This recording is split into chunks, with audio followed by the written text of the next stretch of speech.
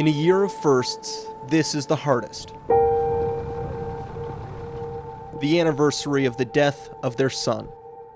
I think in a strange way you thought, well, he's just gone playing hockey and he's going to be back. But as the seasons go on and milestones keep coming up, his birthday's coming up, you start to realize, it's reality. He's not coming. Adam Herold was 16 years old when he was killed in the Humboldt Broncos bus crash last year. For his family, it was the beginning of a never-ending nightmare. You can never get away from it. Every day you walk outside, that's the area where the kids played. I don't know how else to say it, but it was different. It's, you can't describe it. It's just, everything's different now.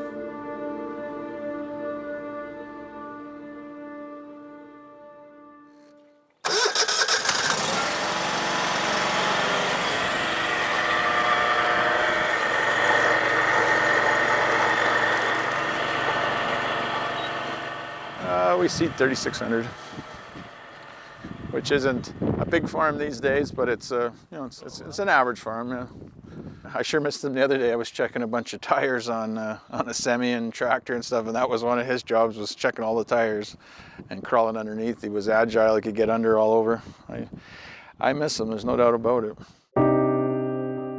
A small town kid from rural Saskatchewan, Adam was a farm boy, and why wouldn't he be? He was fourth in a generation of farmers, a natural green thumb. I can remember, he was rolling a field for me, and at the same time he would be picking the stones, and he'd finish the field, and he radioed me and he said, "No worries on that field, Dad. You won't hit a rock on that field. I got them all picked." He was so proud of the job he had done. It was a happier time. There's no doubt about it, because everything was running along smoothly, and I had my own dreams for maybe what he would do in the future, and he had his, but at some point both our dreams, I think, kind of would cross bridges, and someday he'd be back on the farm. What goes through your mind when you think that it might not continue, that this won't be the Herold farm anymore? That was never in the cards. You just thought you were gonna one day retire and watch hopefully your son come back from maybe a pro hockey career and come back to the farm, come back to the place he loved and raise his family here, and you just be able to, like I say, tag along for the ride and enjoy the view. It's sad, because now you think, oh, okay, we've done all this work in our farmyard, or like Russell said, even on the farm, and you kind of think, oh, where is this going? Or, you kind of have all these not so positive thoughts, right? It's a lonely time of year. Surviving those first months was a challenge. When I look back at last April and May for sure, because we were seeding, I think we were in shock. But I think as we continued on, as the months, and even now, coming up to a year, something will happen, or you'll have a moment and then you think, this is real. And with this suit on, I'm so proud. Even the good days come with a caveat. There'll be times that you get a little spark, like you want to, get back out there and things will be normal, and then I don't know, just you'll get a something will trigger you. You'll get a memory or something, or somebody will message you saying something about Adam, and it'll be right back to wondering why and why him.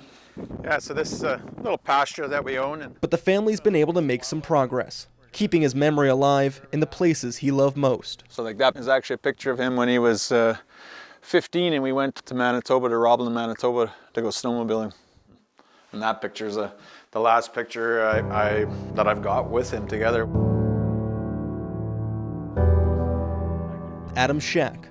The family built it as a warm-up spot for local snowmobilers, a way to share Adam's love with those who loved him. Snowmobiling was a pastime that he really enjoyed. So I think he would have really thought that was really a great thing. He would have enjoyed it himself, and to think that some of his friends and neighbors are able to enjoy that, I think he really would have thought that was a really good idea as well. Somewhere I hope he's looking down and going, that's really great. I wish I could be there. Through the Adam Herold Legacy Foundation, they've been able to do even more in his name, like build a fitness center at his boyhood school and a players' room for the Regina Pat Canadians. It suits him, you know, it's got rural roots, hockey roots, and his number, which was kind of synonymous with him. On top of it all, they're running leadership camps and hockey development camps, helping others, because that's what Adam did. He helped people not because he thought it was, he had to do it, just because he could do it, and he wanted to give back to people and wasn't asking for recognition. It was just something he thought he could do, and I think the fact that we're trying to help other young people, I think he'd think that's a good thing. It's helped bring the family here, get them through more than just a year without their son, but through a time that used to be one the family looked forward to. 2 weeks should be a celebration for us. Adam's older sister, Erin, was born on April 1st. His birthday is 11 days later. This time of year was always the family party. This weekend, I probably would have had it this weekend coming up, like when they were little. I'd say, phone Grandma and Grandma, come for supper, we're celebrating Erin and Adam's birthday, and that's just what we did. So now it's just sad. Always that empty chair, there's always that, spot in the vehicle, always that, he's not there kind of thing. So it's I don't know. Like you say, it's the new reality that we have to deal with. It won't be easy, but the Herolds won't stop celebrating the birthdays of their 2 kids, celebrating the life of Adam Herold.